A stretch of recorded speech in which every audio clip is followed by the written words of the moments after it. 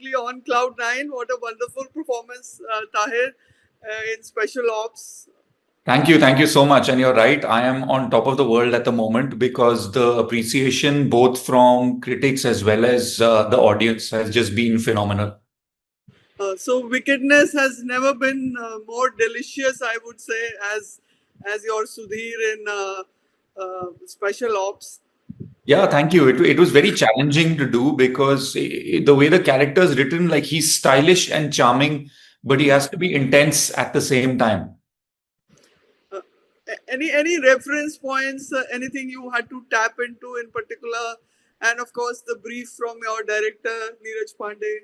Sure. Neeraj Pandey doesn't like working with like a reference point, but his own writing, I found in Special Ops 2 was so detailed. There was so much information for an actor to pick up about the character.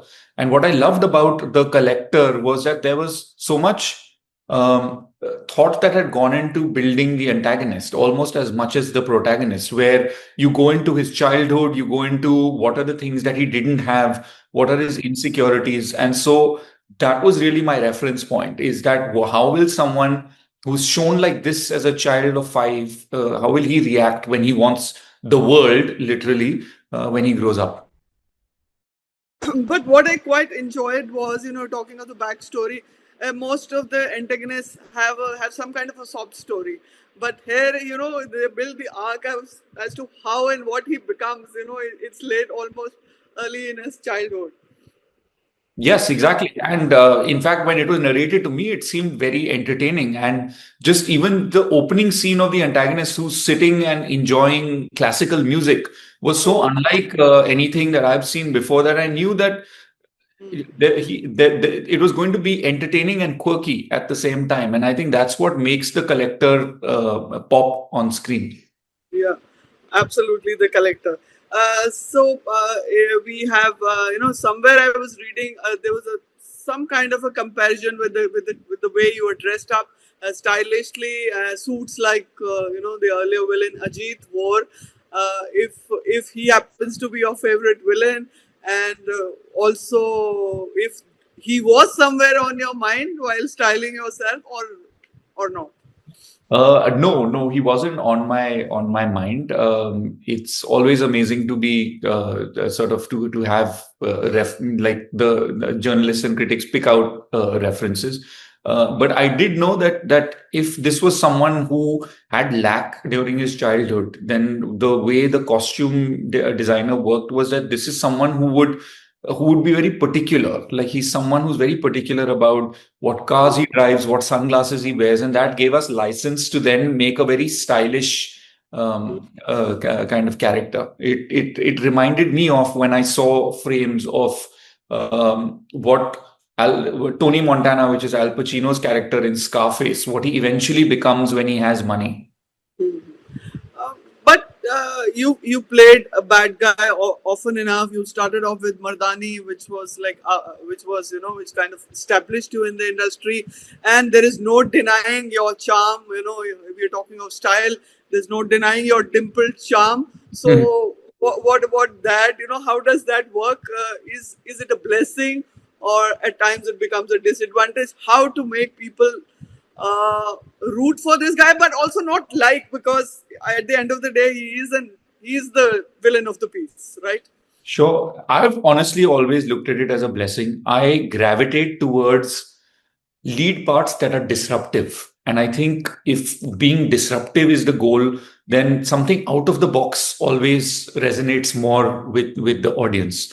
And you're right about how do you make the role have gravitas and a certain aura when he comes on screen, but also project it as really as possible. And it's always a balancing act between keeping it rooted in realism, but also have a certain element of style. And that's what, to an extent, was the case in Mardani as well. And in Special Ops 2, that has been the goal. And it's so great because of social media to see the way how involved the audience gets. Like people want to know where a particular suit was from, or which sunglasses are you wearing. Someone even said that in your introduction you wanted to listen to a thumri, but we never heard a thumri. And that's very nice to see an Sure. audience be so charmed by a role that they get invested in him. But it's a sharp edge of a sword. Like, you have to play it very delicately about knowing where to use style, and then where to bring in a little more gravity. It's also very interesting when it's flipped, when you're playing a romantic drama, something like a Ye Kali Kali Aankhein for Netflix, where it starts off as a love story, but then the character goes into the deep end. So there it's a little flipped, where you have to start off being vulnerable and then you become hardened because of your circumstances. You've spoken about Ye Kali Kali Aankhein, and my question is, you reprise a part in Kali Kali Aankhein second season. You are, of course, the character arc takes, it's an arc, but nevertheless, you are reprising a character, and then in a series like Special Ops, which already has had a season, but you were not a part of it. So what is more challenging to headline a show where you were the central character there also, and in the second season also, and become a part of the series where, of course, KK Menon has already hawked the limelight and won unqualified acclaim. I think they're both challenging, but in different ways. To headline a show has, like, you have to shoulder to responsibility. You have a responsibility to shoulder, and the you have to build a story from scratch, and especially something where, like, it's a Ye Kali Kali Aankhein, which is a psychological drama where half the time there are voiceovers going on, where the audience can hear what's going on in the character's mind. So the challenge over there is, like, with every expression of yours, they should be able to follow through with the story. With a Special Ops 2, you're coming on to, like you said, an already successful franchise. And to be honest, on the first few days of sets, you feel like the new boy in school, because everybody knows each other. Everyone's already friends with each other. Even the camera crew and the assistant directors, they're all familiar with each other, and you have to fit in. But thankfully, Neeraj Pandey, as well as the cast, they were very welcoming. But at the back of your mind, you do know that what they're trying to do in a second season is to up the benchmark. And I'm so glad now, 10 days after the show is released, that I can say with confidence that we've managed that. And to be a part of a success a second time around, is great. And for me, it's almost like a cherry on the cake, because I remember feeling the same butterflies in the stomach when it came to season 2 of Ye Kali Kali Aankhein, because normally there's something known as a season 2 curse, where if a season 1 does well, then there's so much cynicism with a season 2 that sometimes the audience doesn't like it. But to have a second success with a season 2 is it's a great feeling. Yeah, and also you've been part of projects where there have been some phenomenal actors. Right from your first movie, Mardani had Rani Mukherjee. Special Ops has KK Menon. Then in between, of course, 83 had Ranveer Singh, Sushant Singh Rajput. So many actors you've worked with.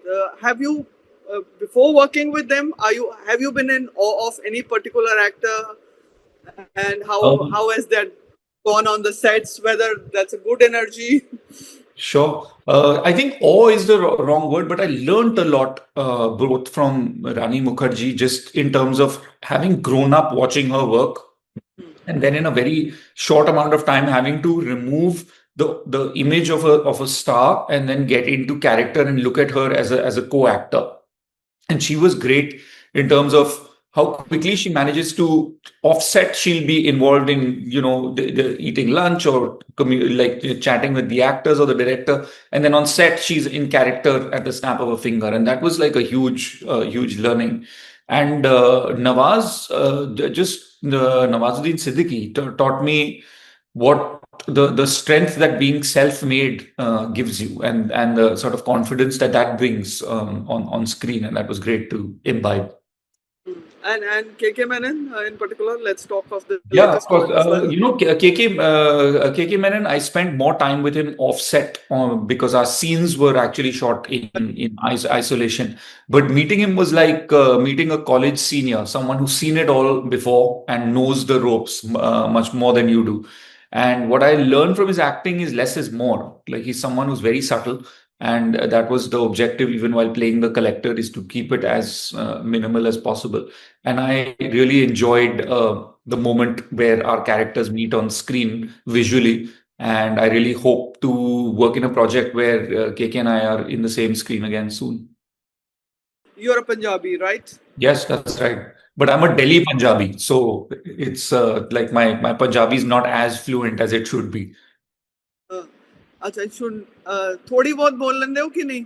बहुत कम जी। मतलब मेरे घर पे दादा दादी बोला करते थे, पर क्योंकि मतलब my father was in the air force, so we were transferred all over.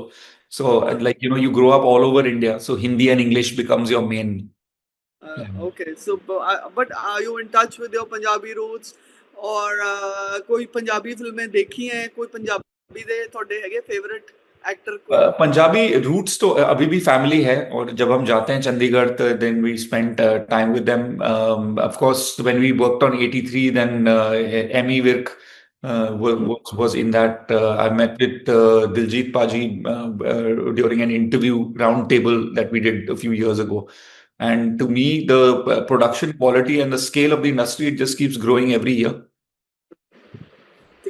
Would you like to work ever in a Punjabi film? 100%, I would. Yes, more than actually equally as Punjabi films, I would love to be part of a Punjabi music video, because these days they're short and they look comparable to what Hollywood music videos look like. Yeah. And you were talking of 83 and working with Emmy Werk. You played Sunil Gavaskar there. In Manto, you play this actor Shyam. Is there Yeah. any biopic you would like to do? Any character you are dying to play, and especially a bad guy if possible? Um, I would actually love to play Rakesh Sharma. He was the Indian Air Force's first man in space, Right. and I think these days, because of AI and graphics, that's very possible to do. So that would be interesting to know his life story and where he started and how he ended up. Yeah, So what you're saying is artificial intelligence to create the similar kind of look? Yeah. VFX, yes, visual effects. But yeah, but not. But does physicality matter? Would you of resembling the actual character? I think if you're playing a biopic, yes. If you're playing a real person, then to a certain extent. But sometimes if there is a difference, then there is always makeup and costume that helps with it. Because just as an example, like in 83, I'm taller than Sunil Gavaskar. So the way they made that come across on screen was they gave all the other actors heels. So if all the other actors were wearing heels, then everyone else looks taller than me. So they figured it out in that way. So there are always these technical things that you can use to overcome it. You have acted in a lot of movies where which have gone on to become very acclaimed. Also have done very well. Also Pete Chichore and even 83 may not have done the numbers, but got a lot of acclaim nevertheless and did very well in those terms. But and on OTT you've been headlining shows. So which do you think works better for you? A smaller part in a big budget film, or headlining OTT, which is the thing today? Well, if I have to choose, it would be bigger parts in big budget films, and who doesn't want more. But I think it's great. So what I was saying is it's great to be an actor at a time when you can do both things, and and I'm in a generation which has seen the change over from cinema and OTT, and to have your fingers in all pies is a great way to be, because OTT, you can definitely experiment more with the kind of stories. Both Ye Kali Kali Aankhein or a Sultan of Delhi or a Special Ops 2, the kind of parts have been out of the box, and they've been disruptive parts, which I really enjoy. But having said that, there are also currently scripts on the table, and never say never. And cinema is also great, because there is a sort of different charm in going into a theater and watching something on the big screen with an audience in a dark room. So is anything in the offing? You're saying big part in a big budget film. Of course, you started off with a YRF movie. Yeah. So anything in the offing, and also if there is a director you would love to be directed by. You've Uh, already worked with the very best, I know. Yes, yeah, I've had a very illustrious list, thankfully. Right from late Pradeep Sarkar to Nandita Das, Nitesh Tiwari, Kabir Khan, Milan Luthria, now Neeraj Pandey. But if I had to be choosing, I haven't worked with Rima Kagti. I think she does phenomenal work. There's Sujit Sarkar who does amazing stuff as well, and there's Ram Madhwani who also does great things. And I think the what all three of them who I've named, they blend realism as well as style very well in everything that they do, and that resonates with me because my acting, I think, is I aspire to do the same thing, blend realism with style. Yeah, and so let's manifest this through this interview. Thank you. Like they say in Punjab, आपके मुंह में घी Next time शक्कर. we are talking, we'll be talking of one of those projects, right? Thank you. Fingers But crossed. fingers crossed, yes. Uh, uh, eh, these days, we in special ops also a mystery is solved. These days, we are solving so many mysteries, but one mystery, if you can unravel for us, how come the guy, that's you, that's Tahir Raj Bhasin, who was on the list of 50 most desirable men, Yes. right? Yeah. Yes, yes. So how come he's still single? Oh, I mean, there's just a part of the private life that I just always prefer to keep, private. There are periods when I'm single, and then there are periods not. But I just prefer. I'm from the time when I grew up watching actors. There was a mystique in their private lives, and you never knew what was going on. Today, social media has made everything very accessible, and I just prefer to be slightly old school in that manner. So there is a mystery girl, and she will. But will she unravel herself soon or not? You're now talking like my mom. So it's a mystery that you will have to unravel. So yeah. But I'm sure the entire India would want to know, especially now. Oh, the entire India. No, no. To them, I would just like to say, please keep following the work with passion. The personal life, not so much. Say anything that you are okay, but they should follow your professional life. Anything that you're promising them in near future. Yeah, we've actually just finished shooting, and we were shooting in Chel, in fact. And so this is it's a mystery drama, and it's with Pariniti Chopra, and it's going to be for Netflix. This is being directed by Renzel De Silva, and I'm very excited by it because I've never done like a mystery kind of genre before, and I know that when I sit down to watch things, that's the kind of show or film that I always enjoy. Mystery, as in supernatural mystery or a No, murder mystery as in like a detective drama. who done it types. Who done it? Yes. Yeah. Mm. And finally, if you can even say one line in Punjabi for people out here in Punjab, and why should they be watching your work, especially the latest one, in case those who may have missed it? Though I think it's a very popular show, most people have caught up with it. Yeah, I know. I've been very flattered now because now we know what the viewership has been, and it's broken records. So that's been like really incredible. My Punjabi is terrible, so I feel like I would be doing disservice to a beautiful language if I said it. But if you give me a line, then I can say it as well. How do I say कि please जाके special ops देखें?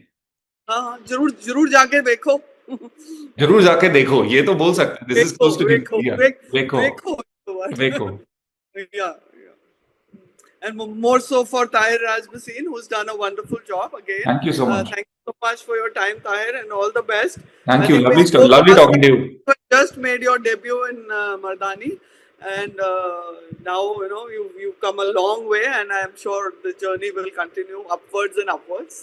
Thank you And wish thank you you so all much the best. Thank you so thank you much.